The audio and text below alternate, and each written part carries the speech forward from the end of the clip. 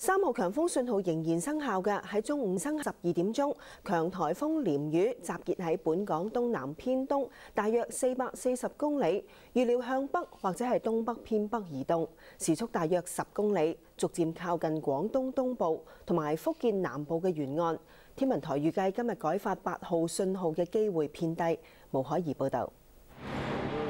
本港朝頭早天氣仍然未受鯰魚太大嘅影響，只係風勢大咗一啲，同埋天色較為陰暗，但就見唔到有大雨。其實鯰魚由琴晚開始採取咗稍為偏東嘅方向移動，加上移動緩慢，同香港一直維持超過400公里嘅距離。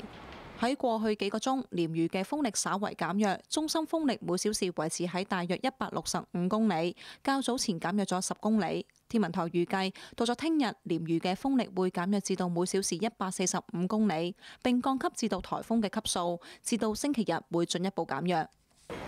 雖然鯰魚嘅移動路徑唔係吹向香港，風力亦都減弱咗，不過天文台話仍然有變數，3號強風信號會維持多一段嘅時間，但今日改發8號信號嘅機會唔大。